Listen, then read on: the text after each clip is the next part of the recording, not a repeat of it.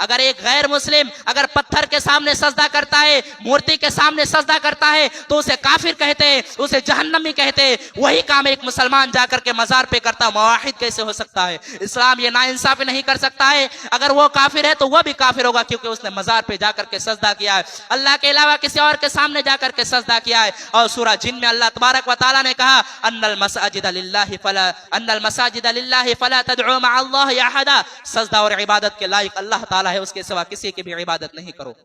تو یہ پہلا حق اللہ نے اپنا بیان کیا کہ شرک نہیں کرنا ہے۔ وَعَبُدُ اللَّهَ، اللہ کی عبادت کرو، وَلَا تُشْرِكُوا بِهِ شَيْئًا، اس کے ساتھ کسی کو شریک نہ کرو۔ یہ پیشانی جھکے تو اللہ کے سامنے جھکے، یہ ہاتھ اگر اٹھے تو اللہ کے سامنے اٹھے، اگر یہ زبان پر کوئی کلمہ اگر ظاہر ہو تو رب کا نام ظاہر ہو، اس کے علاوہ یا خواجہ غریب نواز یا مشکل کشا یہ کچھ زبان میں نہیں آنا چاہیے۔ سب سے پہلا حق اللہ نے اپنا بیان کیا کہ شرک نہ کرو۔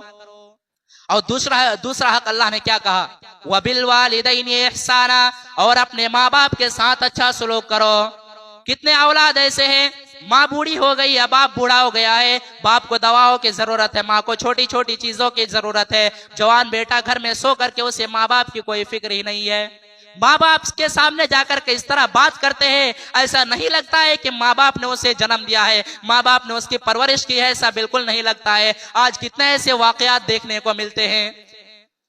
ہاں یہ ہو سکتا ہے کہ ماں باپ کبھی غلط ہو، میں نے کتنے ایسے بیٹوں کے آنکھوں میں بھی آنسو دیکھا، اس کے ماں باپ نے اپنے بچے کو خون کے آنسو رلائے ہیں۔ ماں باپ غلط ہو سکتے ہیں، لیکن ماں باپ غلط ہو تب بھی ان کے ساتھ آپ کو حقوق العباد کسے کہتے ہیں؟ حقوق العباد کے معنی کیا ہے؟ حقوق کے معنی ہوتا ہے حق، ادھیکار، اور عباد مانے بندے۔ حقوق العباد بندے کا حق۔ اگر ہم اسلام کے اوپر اگر نظر دوڑاتے ہیں تو یہ پورا اسلام دو ہی چیزوں پر قائم ہے، ایک ہے حقوق اللہ اور ایک ہے حقوق العباد۔ دو ہی چیزوں پر اسلام قائم ہے۔ آپ نماز پڑھتے ہیں، آپ روزہ رکھتے ہیں، آپ زکوٰۃ دیتے ہیں، حج کرتے ہیں، یہ سب حقوق اللہ میں سے ہے۔ لیکن آپ کا اپنے باپ کے ساتھ کیسا سلوک ہے؟ ایک باپ ہونے کے ناطے آپ اپنے اولاد کے ساتھ کس طرح سلوک کرتے ہیں؟ آپ کا اپنے رشتہ داروں کے ساتھ کس طرح سلوک ہے؟ آپ اپنے پڑوسی کے ساتھ کس طرح سلوک کرتے ہیں؟ یہ تمام چیزیں حقوق العباد میں شامل ہے۔ قرآن کریم کو جب ہم غور سے پڑھتے ہیں تو قرآن کریم میں ہمیں حقوق اللہ پر بھی ابھارا گیا ہے اور حقوق العباد پر بھی ابھارا گیا ہے۔ قرآن اگر ہمیں نماز پڑھنے کا حکم دیتا ہے، زکوٰۃ دینے کا حکم دیتا ہے، روزہ رکھنے کا حکم دیتا ہے، تو قرآن یہ بھی کہتا ہے اپنے اولادوں کے ساتھ انصاف کرو۔ قرآن یہ بھی کہتا ہے کہ والدین کے ساتھ اچھا سلوک کرو۔ قرآن یہ بھی کہتا ہے کہ اپنے پڑوسیوں کے ساتھ اچھا سلوک کرو، اپنے رشتہ داروں کا حق ادا کرو۔ قرآن اس چیز کی بھی تعلیم دیتا ہے۔ میں نے آپ لوگوں کے سامنے خطبہ مسنونہ کے بعد سورہ نساء کی آیت نمبر 36 تلاوت کی ہے، اور اس آیت میں اللہ تبارک و تعالیٰ نے 10 حقوق بیان کیے ہیں، اور آپ کو جان کر کے حیرت ہوگی کہ 10 حقوق میں صرف اللہ تبارک و تعالیٰ نے ایک حق اپنا بیان کیا ہے اور 9 حق بندوں کا بیان کیا ہے۔ وَعَبُدُ اللَّهَ، اللہ کی عبادت کرو، وَلَا تُشْرِكُوا بِهِ شَيْئًا، اس کے ساتھ کسی کو شریک نہ کرو۔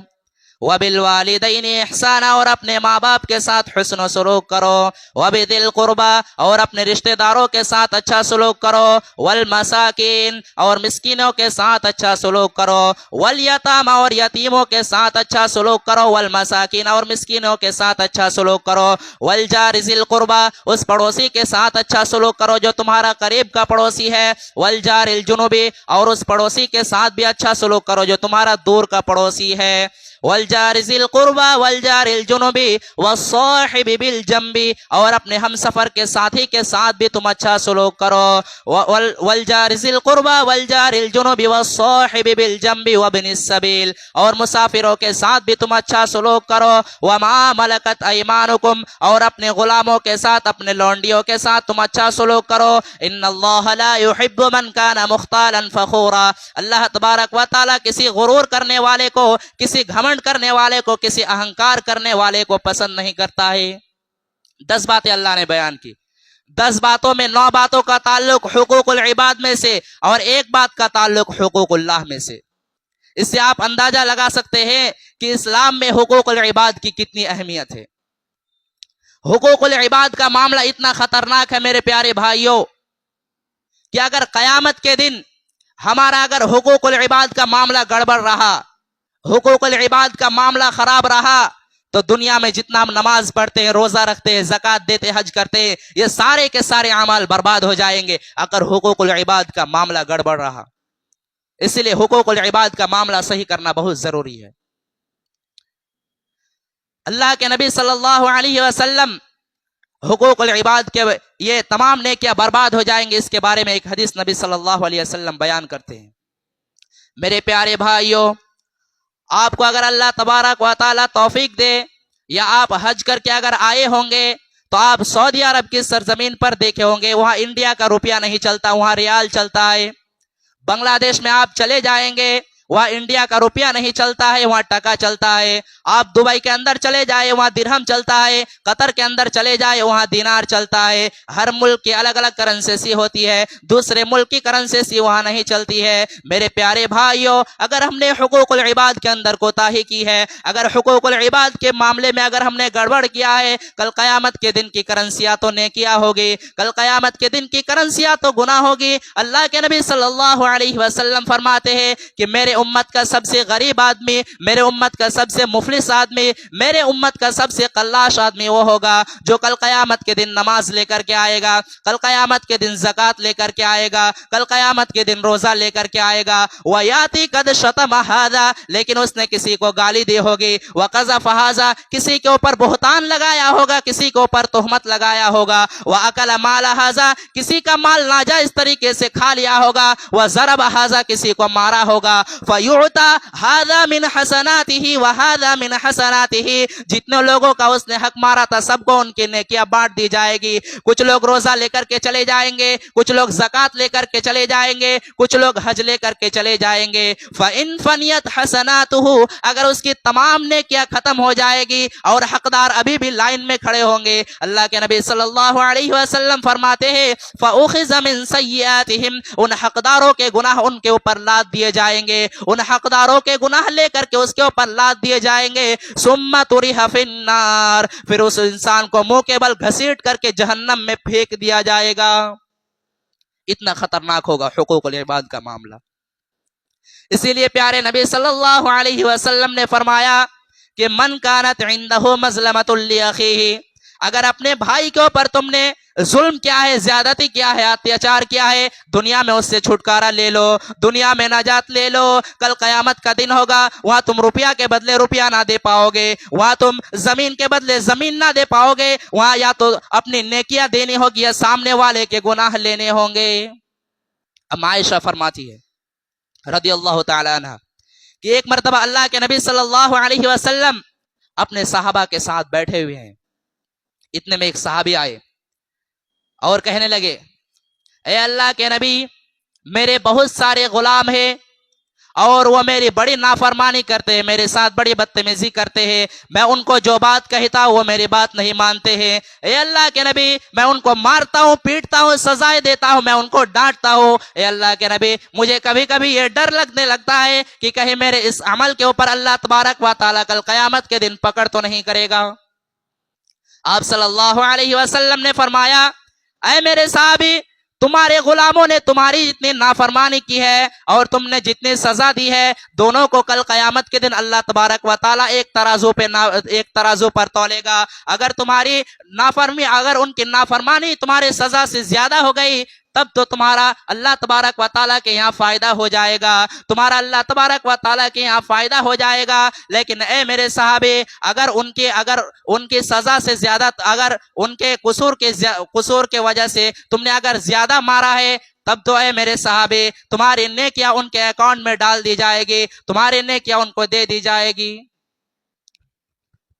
साहबी اتنا سننے کے بعد ایک کونے میں چلے جاتے اور بیٹھ کر کے رونے لگتے ہیں، اے اللہ کے نبی یہ تو میں نے بڑے گھاٹے کا سودا کر دیا ہے، نہ جانے میری کتنی نیکیاں برباد ہو جائے گی، نہ جانے کتنی میری نیکیاں تباہ ہو جائے گی، اے اللہ کے نبی یہ تو میں نے بڑے گھاٹے کا سودا کر دیا ہے، یہ تو میں نے بہت غلط کام کر دیا ہے۔ پیارے نبی صلی اللہ علیہ وسلم نے فرمایا، اے میرے صحابی کیا تو نے قرآن کی آیت نہیں پڑھی ہے؟ اللہ نے قرآن کے 18ویں پارے میں کہا وَنَزَعُ الْمَوَازِينَ الْقِسْطَ لِيَوْمِ الْقِيَامَةِ وَنَزَعُ الْمَوَازِينَ الْقِسْطَ لِيَوْمِ الْقِيَامَةِ کل قیامت کے دن اللہ تبارک و تعالی انصاف کا ترازو رکھے گا، کل قیامت کے دن اللہ تبارک و تعالی انصاف کا ترازو رکھے گا، فَلَا تَظْلَمُ نَفْسٌ شَيْئًا اس وہ ترازو ایسا ہوگا وہ کسی کے ساتھ ناانصافی نہیں کرے گا، وہ کسی کے ساتھ ظلم نہیں کرے گا۔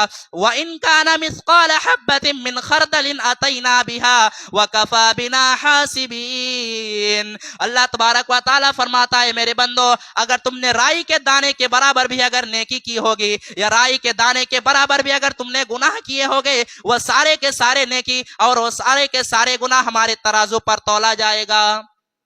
صحابی کہنے لگے اللہ کے نبی جب اللہ کے ترازو پر اتنا خطرناک معاملہ ہوگا یہ تو میرے برداشت سے باہر ہے، یہ تو میرے کیپیسٹی سے باہر ہے، اے اللہ کے نبی میں اتنا بڑا رسک نہیں لے سکتا، اے اللہ کے نبی میں اتنا بڑا رسک نہیں لے سکتا، اے اللہ کے نبی انی اشہدک کأنہم کلہم احرار اے اللہ کے نبی میں آپ کو گواہ بنا کر کے کہتا ہوں کہ میں نے اپنے سارے غلاموں کو آزاد کر دیا، جو بھی میں نے ان کو سزا جو بھی انہوں نے غلطی کی تھی سب میں نے اسے معاف کر دیا، اور اے اللہ کے نبی میں آپ کو گواہ بنا کے کہتا ہوں اور تمام لوگوں کو گواہ بنا کے کہتا ہوں کہ میں نے سارے غلاموں کو آزاد کر دیا۔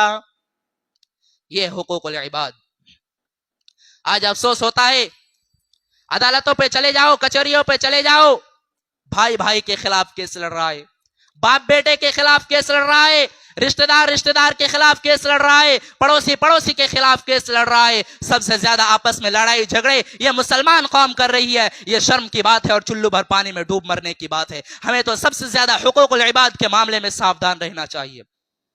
میرے پیارے بھائیوں اللہ کے نبی صلی اللہ علیہ وسلم گارنٹی دیتے ہیں، آپ نے فرمایا انا زعیم ببیت فی ربض الجنہ میں اس شخص کو جنت میں مکان کی گارنٹی دیتا ہوں، میں اس شخص کو جنت میں پلاٹ کی گارنٹی دیتا ہوں۔ اور چمنی بازار کے لوگوں پورنیہ میں زمین خرید لیتے ہو تو اپنے آپ کو بہت خوش نصیب مانتے ہو، پورنیہ میں مکان بنا لیتے ہو تو اپنے آپ کو بہت خوش نصیب مانتے ہو کہ میں نے پورنیہ میں زمین خرید لی، میرے نبی تمہیں جنت میں پلاٹ دلا رہے، میرے نبی تمہیں جنت میں مکان دلا رہے، بس ایک کام کر لو انا زعیم ببیت فی ربض الجنہ میں اس شخص کو جنت میں مکان کی گارنٹی دیتا ہوں لمن ترک المراء وان کان محقا جو حق پر رہنے کے باوجود جھگڑا چھوڑ دے، وہ انسان حق پر ہے، وہ بالکل صحیح ہے، تب بھی دوسرے بھائی سے جا کر کے کہتا ہے جو بھی ہوا چلو معاف کر لو، آپس میں معاملہ سلجھا لو، میں اسے جنت کی گارنٹی دیتا ہوں۔ یہ حقوق العباد کا معاملہ۔ آج تو ذرا سی بات پر بھائی بھائی سے تعلق توڑ لیتا ہے، باپ بیٹے میں رشتہ ختم ہو جاتا ہے، پڑوسی سے دشمنی شروع کر دیتی ہے، یہاں تک دشمنیاں ہو جاتی ہے، انسان مرنے لگتا ہے، اپنے بچے کو وصیت کر کے جاتا ہے خبردار تو میرے بھائی سے بات نہ کرنا، تو میرے باپ سے بات نہ کرنا، تو میرے بیٹے سے بات نہ کرنا، پڑوسی سے کوئی تعلق نہ رکھنا۔ یہ کون سا لفظ ہے؟ مرنے کے وقت بھی وصیت کر کے جاتا ہے، زندگی بھر دشمنی رکھنے کے بعد بھی مرنے کے وقت اپنے بچے کو وصیت کر کے جاتا ہے۔ میرے پیارے بھائیوں کیا آپ نے اللہ کے پیارے نبی کی یہ حدیث نہیں سنی ہے؟ آپ نے فرمایا لا يحل لمسلم ان يهجر اخاه فوق ثلاث کسی مسلمان کے لیے یہ جائز نہیں ہے، کسی بھی مسلمان کے لیے جائز نہیں ہے کہ وہ اپنے مسلمان بھائی سے 3 دن سے زیادہ تعلق توڑ کر کے رکھے، کسی مسلمان کے لیے یہ جائز نہیں ہے۔ اسی لیے ہماری شریعت نے ہمیں سلام سکھایا ہے، جب بھی اپنے مسلمان بھائی سے ملا کرو سلام کیا کرو۔ میرے پیارے بھائیوں یہ سلام تو کوئی معمولی چیز نہیں ہے، دشمن بھی آپ کو ملے گا آپ کہیں گے السلام علیکم، آپ نے سلامتی کی دعا کر دی، ورحمت اللہ وبرکاتہ آپ نے رحمت کی دعا کر دی، آپ نے برکت کی دعا کر دی، آپ کا دشمن ہے، آپ سے کوئی تعلق نہیں ہے، لیکن آپ نے جب اس کے لیے سلامتی کی دعا کر دی، رحمت کی دعا کر دی، برکت کی دعا کر دی، سارے دل کی دشمنی مٹ گئی، جتنی دشمنیاں تھی ساری دشمنی ختم ہو گئی۔ اسی لیے اللہ کے نبی صلی اللہ علیہ وسلم جب مکہ سے مدینہ ہجرت کرتے ہیں اپنے صحابہ کو پہلی نصیحت کیا کرتے ہیں؟ میرے صحابے افسو السلام بینکم آپس میں سلام کو پھیلاؤ، آپس میں سلام کو عام کرو۔ تو سلام کیا کرو؟ یہ سلام بہت بڑی چیز ہے، یہ سلام بڑی بڑی دشمنیاں کو ختم کر دیتی ہے۔ تو سلام کو پھیلایا کیجیے اور آپس میں دشمنی نہ مت رکھیے۔ صحابہ کے درمیان بھی اختلافات ہوئے، صحابہ اکرام کے اندر بھی دشمنیاں ہوئی، لیکن صحابہ نے دل میں بغض نہیں رکھا۔ اما عائشہ رضی اللہ تعالی عنہ کے ایک بھانجے تھے، ان کے بہن کے بیٹے تھے جن کا نام عبداللہ بن زبیر تھا۔ عبداللہ بن زبیر کی خالہ تھی اما عائشہ۔ ایک میٹر پہ خالہ اور بھانجے میں اختلاف ہو گیا۔ عبداللہ بن زبیر نے کہا کہ میں اپنے خالہ کو فلاں کام کرنے سے روکوں گا۔ خالہ کے اندر یہ عادت تھی، اما عائشہ کے اندر یہ عادت تھی کہ وہ پیسے کو روکا نہیں کرتی تھی، وہ بہت زیادہ اللہ کے راستے میں دان و خیرات کیا کرتی تھی، بہت دانی عورت تھی۔ اما عائشہ نے کسی کو کوئی زمین دان دی تھی، عبداللہ بن زبیر نے کہا تھا کہ نہیں، میں اپنے خالہ کو یہ زمین دان کرنے نہیں دوں گا، میں اپنے خالہ کو یہ زمین دینے نہیں دوں گا۔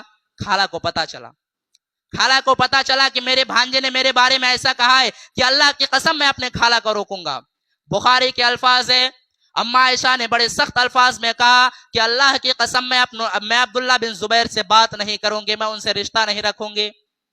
وہ لوگوں، انسان تو دونوں ہے، عبداللہ بن زبیر بھی انسان ہے، خالہ بھی انسان ہے، دونوں انسان ہے، دونوں نبی کا صحابی ہے، دونوں میں اختلاف ہو گیا۔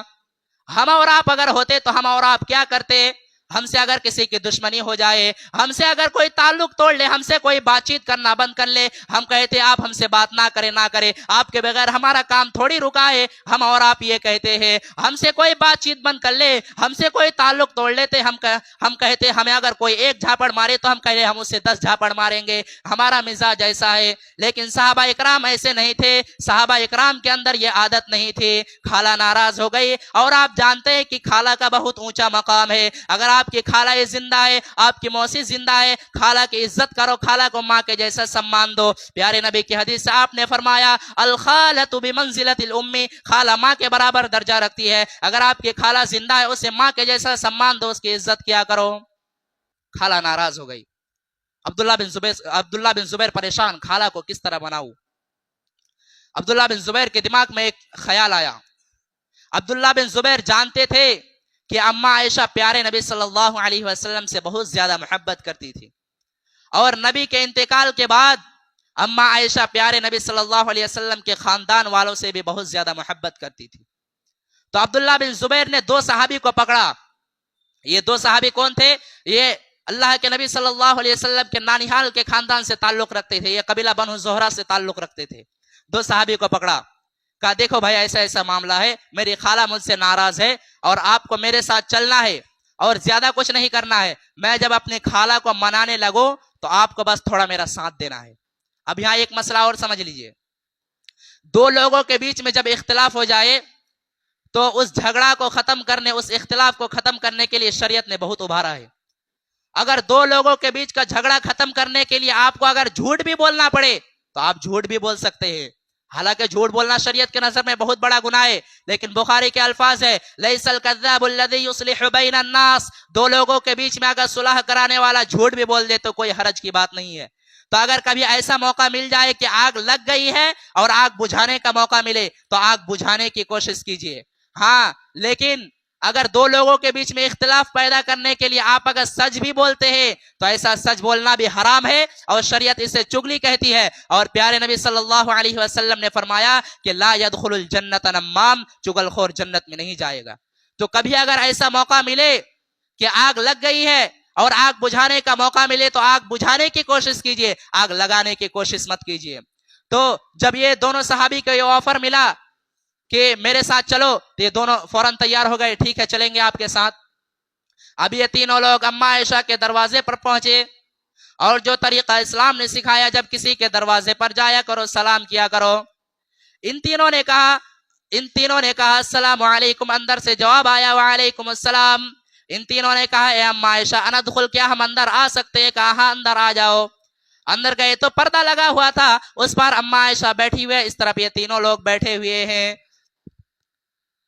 جیسے یہ تینوں لوگ پہنچے، اندر پردہ لگا ہوا تھا، پردہ کے اس پر اما عائشہ بیٹھی ہوئی ہے، اور اس طرف یہ تینوں لوگ بیٹھے ہوئے ہیں۔ عبداللہ بن زبیر فوراً پردہ کے اس پار جاتے اور کہتے ہیں اپنے خالہ کے گلے لگ کر کے رونے لگتے اور کہتے ہیں خالہ جان مجھ سے غلطی ہو گئی ہے, مجھے معاف کر دیجئے خالہ جان, مجھے وہ بات کہنی نہیں تھی جو میں نے کہی ہے. خالہ کہتی ہے نہیں نہیں میں تجھے معاف نہیں کروں گی, میں نے بہت بڑی قسم کھائی ہے, میں تجھے معاف نہیں کروں گی. غور کرو میرے پیارے ساتھیوں, آج کے دور میں کون اپنی غلطی کو مانتا ہے, لیکن عبداللہ بن زبیر نے اپنی غلطی کو مانا اور خالہ جان مجھے معاف کر دیجئے. خالہ کہتی ہے نہیں میں تجھے معاف نہیں کروں گی, میں نے بہت بڑی قسم کھائی ہے. خالہ جب یہ کہنے لگے, ادھر سے یہ دونوں صحابی کہنے لگے اے اماں عائشہ آپ تو نبی کی بڑی چہیتی بیوی ہے, کیا آپ نے نبی کا یہ فرمان نہیں سنا ہے کہ لا یحل لمسلم ان یہجر اخاہ فوق ثلاث, کسی مسلمان کے لیے جائز نہیں ہے کہ اپنے مسلمان بھائی سے 3 دن سے زیادہ تعلق توڑ کر کے رکھے. اے اماں عائشہ آپ کا بھانجا ہے, آپ کی بہن کا بیٹا ہے, چلو مان لیا اس نے غلطی کی ہے, اب معافی مانگ رہا ہے, معاف کر دیجئے. آخر کار اماں عائشہ نے عبداللہ بن زبیر کو معاف کر دیا اور اپنی قسم کو توڑنے کی وجہ سے 40 غلام آزاد کیے. اور جب بھی اماں عائشہ اس واقعہ کو یاد کرتی تھی اتنا روتی تھی کہ ان کا دوپٹہ آنسو سے بھیگ جاتا تھا. یہ تھے صحابہ اکرام. دل میں بغض مت رکھو, دل میں بغض رکھ کر کے جاؤ گے اللہ کے یہاں پچھتانا پڑے گا. کسی کا حق مارا ہے تو حق دے دو, حقوق العباد کا معاملہ بڑا خطرناک ہے. اب آئیے اس آیت کو میں تھوڑا تفصیل کے ساتھ آپ کے سامنے پیش کرتا ہوں جو میں نے خطبہ مسنونہ کے بعد پیش کی ہے. وقت ہونے جا رہا ہے یا پھر تفصیل نہیں ہوگی. تو اس آیت میں اللہ تبارک و تعالیٰ نے 10 حقوق بیان کیے ہیں. تو 10 حقوق میں پہلا حقوق کیا کہا؟ وَاعْبُدُوا اللَّهَ, اللہ کی عبادت کرو, وَلَا تُشْرِكُوا بِهِ شَيْئًا, اس کے ساتھ کسی کو شریک نہ کرو. دنیا کا سب سے بڑا گناہ شرک ہے. ہمیں لگتا ہے کسی نے ایک دن پہلے عید کی نماز پڑھ لی, کسی نے ایک دن پہلے روزہ رکھ لیا, کہیں چوری ہو رہا ہے, لگتا ہے کہ کچھ نہیں ہو رہا ہے, بہت بڑا گناہ ہو رہا ہے. اگر یہ سب ہو رہا ہے تو بہت بڑا گناہ ہو رہا ہے, لیکن شرک ہو رہا ہے کوئی بات نہیں ہے. مسلمان اللہ کے سوا کسی اور کے سامنے جا کر کے سجدہ کرتا کوئی بات نہیں ہے. یہ شرک اتنا بڑا گناہ ہے کہ اللہ نے قرآن میں کتنی آیتیں نازل کی ہے. اگر ان آیتوں کو بیان کرو تو 3-4 جمعہ ایسے ہی لگ جائے گا, اگر مختصر میں بیان کرو تب بھی. قرآن میں آیتیں بھری پڑی ہوئی ہے یہ شرک کے وجہ سے. میں آپ کو ایک آیت پڑھ کر کے سناؤں. اللہ نے قرآن میں شرک کرنے والوں کے لیے کہا ان اللہ لا یغفر ان یشرک بہ ویغفر ما دون ذلک لمن یشاء. شرک کو کبھی معاف نہیں کریں گے, یہ شرک گناہ اللہ کبھی بھی معاف نہیں کرے گا. انہ من یشرک باللہ فقد حرم اللہ علیہ الجنہ ومأواہ النار وما للظالمین من انصار. یہ شرک کرنے والا شرک کرنے کے بعد بغیر توبہ کیے ہوئے اگر دنیا سے چلے جائے, جنت حرام ہے اس کے اوپر, جنت حرام, وہ کبھی جنت میں نہیں جائے گا, وہ ہمیشہ ہمیشہ جہنم میں رہے گا. اور ایسے ظالموں کے لیے اللہ تبارک و تعالیٰ کی طرف سے کوئی مدد نہیں آئے گا. اور مسلمان یہی شرک جا کر کے وہ مزار پہ جا کے سجدہ کر رہا ہے. اب لوگ کہیں گے یہ تو باپ دادا کا دین ہے, یہ باپ دادا کے اس سے چلے آ رہا ہے, تو یہ کیا قرآن غلط ہے؟ یہ قرآن میں یہ آیت غلط ہے. قرآن میں تو آپ نے جب قرآن کو پڑھا تو شروع میں ہی اقرار کر لیا ذالک الکتاب لا ریب فیہ, بے شک اس کتاب میں کوئی شک نہیں ہے. تو یہ سب آیتیں قرآن کی ہے, اور قرآن میں ہی اللہ نے کہا وہ ہمیشہ جہنم میں رہے گا, اور یہ شرک کرنے والا ہمیشہ ہمیشہ جہنم میں رہے گا. کتنی مثالیں اللہ نے قرآن میں شرک کے لیے بیان کیا ہے, کتنی مثالیں بیان کی ہے. ابھی وقت نہیں ہے اس لیے ان مثالوں کو بیان نہیں کروں گا. کبھی اللہ تبارک و تعالیٰ کا زندہ رکھے تو آپ لوگوں کو پورا شرک کو تفصیل کر کے بیان کروں گا آپ لوگوں کے سامنے انشاءاللہ. یہ شرک بہت بڑا گناہ ہے, یہ شرک سے بچیے. یہ شرک کے بارے میں مولانا الطاف حسین حالی نے 100 سال پہلے نقشہ کھینچا تھا. جب مولانا الطاف حسین حالی کے اس نقشہ کو آج جب ہم پڑھتے ہیں تو ایسا لگتا ہے کہ مولانا الطاف حسین حالی نے 100 سال پہلے آج کے حالت کے نقشہ کو دیکھ کر کے وہ نقشہ کھینچا تھا. کیا نقشہ کھینچا تھا مولانا الطاف حسین حالی نے؟ کرے غیر کر بت کی پوجا تو کافر, کواکب میں مانے کرشمہ تو کافر, جھکے آگ پر بہر سجدہ تو کافر, جو ٹھہرائے بیٹا خدا کا تو کافر, مگر مومنوں پر کشادہ ہے راہے, پرستش کرے شوق سے جس کی چاہے, نبی کو جو چاہے خدا کر دکھائے, اماموں کا رتبہ نبی سے بڑھائے, مزاروں پہ جا جا کے نظریں چڑھائے, شہیدوں سے جا جا کے مانگے دعائے, نہ توحید میں کچھ فرق اس سے آوے, نہ اسلام بگڑے نہ ایمان جاوے. 100 سال پہلے نقشہ کھینچا تھا. اور یہ نقشہ اگر ایک غیر مسلم اگر پتھر کے سامنے سجدہ کرتا ہے, مورتی کے سامنے سجدہ کرتا ہے تو اسے کافر کہتے, اسے جہنمی کہتے. وہی کام ایک مسلمان جا کر کے مزار پہ کرتا, موحد کیسے ہو سکتا ہے؟ اسلام یہ ناانصافی نہیں کر سکتا ہے. اگر وہ کافر ہے تو وہ بھی کافر ہوگا, کیونکہ اس نے مزار پہ جا کر کے سجدہ کیا ہے, اللہ کے علاوہ کسی اور کے سامنے جا کر کے سجدہ کیا ہے. اور سورہ جن میں اللہ تبارک و تعالیٰ نے کہا ان المساجد للہ فلا تدعوا مع اللہ احدا, سجدہ اور عبادت کے لائق اللہ تعالیٰ ہے, اس کے سوا کسی کی بھی عبادت نہیں کرو. تو یہ پہلا حق اللہ نے اپنا بیان کیا کہ شرک نہیں کرنا ہے. وَعْبُدُ اللَّهَ, اللہ کی عبادت کرو. وَلَا تُشْرِكُوا بِهِ شَيْئًا, اس کے ساتھ کسی کو شریک نہ کرو. یہ پیشانی جھکے تو اللہ کے سامنے جھکے, یہ ہاتھ اگر اٹھے تو اللہ کے سامنے اٹھے, اگر یہ زبان پر کوئی کلمہ اگر ظاہر ہو تو رب کا نام ظاہر ہو. اس کے علاوہ یا خواجہ غریب نواز یا مشکل کشا یہ کچھ زبان میں نہیں آنا چاہیے. سب سے پہلا حق اللہ نے اپنا بیان کیا کہ شرک نہ کرو. اور دوسرا حق اللہ نے کیا کہا, وَبِالْوَالِدَيْنِ إِحْسَانًا, اور اپنے ماں باپ کے ساتھ اچھا سلوک کرو. کتنے اولاد ایسے ہیں, ماں بوڑھی ہو گئی ہے, باپ بوڑھا ہو گیا ہے, باپ کو دواؤں کی ضرورت ہے, ماں کو چھوٹی چھوٹی چیزوں کی ضرورت ہے, جوان بیٹا گھر میں سو کر کے اسے ماں باپ کی کوئی فکر ہی نہیں ہے. ماں باپ کے سامنے جا کر کے اس طرح بات کرتے ہیں, ایسا نہیں لگتا ہے کہ ماں باپ نے اسے جنم دیا ہے, ماں باپ نے اس کی پرورش کی ہے, ایسا بالکل نہیں لگتا ہے. آج کتنے ایسے واقعات دیکھنے کو ملتے ہیں. ہاں یہ ہو سکتا ہے کہ ماں باپ کبھی غلط ہو. میں نے کتنے ایسے بیٹوں کے آنکھوں میں بھی آنسو دیکھا, اس کے ماں باپ نے اپنے بچے کو خون کے آنسو رلائے ہیں. ماں باپ غلط ہو سکتے ہیں, لیکن ماں باپ غلط ہو تب بھی ان کے ساتھ آپ کو اچھا سلوک کرنا ہے. ماں باپ وہ ہستیاں ہیں جنہیں ہمیں اور آپ کو جنم دیا ہے, ہمیں مرتے دم تک اپنے ماں باپ کے ساتھ اچھا سلوک کرتے رہنا ہے. اللہ کے پیارے نبی کے پاس ایک صحابی آتے ہیں, صحابی کا نام بشیر ہے. اور بشیر کہتے ہیں اللہ کے نبی کو, اے اللہ کے نبی, میں اپنے بیٹے نعمان کو ایک زمین دینا چاہتا ہوں, میں اپنے بیٹے نعمان کو ایک کھجور کا باغ دینا چاہتا ہوں. نبی صلی اللہ علیہ وسلم نے فرمایا, اے میرے صحابی, کیا تمہارے اور بھی بیٹے ہیں؟ کہا ہاں اللہ کے نبی اور بھی بیٹے ہیں. آپ نے کہا اے بشیر, کیا آپ نے سارے بیٹے کو کھجور کا باغ دیا ہے, سارے بیٹے کو زمین دیا ہے؟ کہا اے اللہ کے نبی نہیں, میں نے سارے بیٹے کو زمین نہیں دیا ہے, میں اسی بیٹے کو زمین دینا چاہتا ہوں. آپ نے کہا اے بشیر, یہ ظلم ہے, یہ اتیاچار ہے, یہ ظلم ہے, اور اگر تم چاہتے ہو کہ اس گواہی پر میں, اس ظلم پر میں گواہی دوں, واللہ لا اشہد علی جور, اے بشیر میں اس ناانصافی پر گواہی نہیں دوں گا. تو ماں باپ غلط ہو سکتے ہیں, تب بھی ان کے ساتھ اچھا سلوک کرنا ہے. تیسرا حقوق کیا بیان کیا ہے, وَبِالْوَالِدَيْنِ إِحْسَانًا وَبِذِي الْقُرْبَى, اور اپنے رشتہ داروں کے ساتھ بھی تم اچھا سلوک کیا کرو. کوئی چچا ہے, کوئی دادا ہے, کوئی پڑوسی ہے, کوئی چچا ہے, یہ جتنے آپ کے رشتہ دار ہیں, یہ سارے رشتہ داروں کے ساتھ آپ کو اچھا سلوک کرنا ہے. اور ایک بات جانتے ہیں, یہ رشتے جو ہوتے ہیں نا, یہ رشتے ہم نہیں بناتے ہیں. ہم دنیا میں پیدا ہوئے کہ ہمیں پتہ لگا یہ ہمارا باپ ہے, یہ ہمارا بیٹا ہے, یہ ہمارا باپ ہے, یہ ہمارا بھائی ہے, یہ ہمارا چچا ہے. ہم دنیا میں پیدا ہوئے تو ہمیں پتہ چلا یہ رشتے اللہ نے بنائے ہیں. جب رشتے اللہ نے بنائے ہیں تو اس رشتے کو توڑ نہیں سکتے ہیں. اگر توڑیں گے تو اللہ تبارک و تعالی بہت سخت سزا دے گا. اللہ کے نبی صلی اللہ علیہ وسلم نے فرمایا کہ جب اللہ تبارک و تعالیٰ نے ساری کائنات کو بنایا تو یہ رشتہ جو ہے اللہ کے پاس آیا اور کہا, اے اللہ ھذا مقام الاعز بک, اے اللہ میں تیری پناہ میں آیا ہوں, تو بتا دے میرے ساتھ کیسا سلوک ہونا چاہیے. اللہ نے کہا, رشتہ جو تجھے توڑے گا میں اسے توڑوں گا, جو تجھے جوڑے گا میں اسے جوڑوں گا. جو رشتہ توڑے گا اللہ اسے توڑے گا, جو رشتہ جوڑے گا اللہ اسے جوڑے گا. تو رشتہ داروں کے ساتھ اچھا سلوک کرو. اب لوگ کہیں گے کہ رشتہ دار بھی تو ہمارے ساتھ بہت غلط کرتے ہیں, پڑوسی بھی تو ہمارے ساتھ بہت غلط کرتے ہیں, ایسے صورت میں کیا کرنا چاہیے؟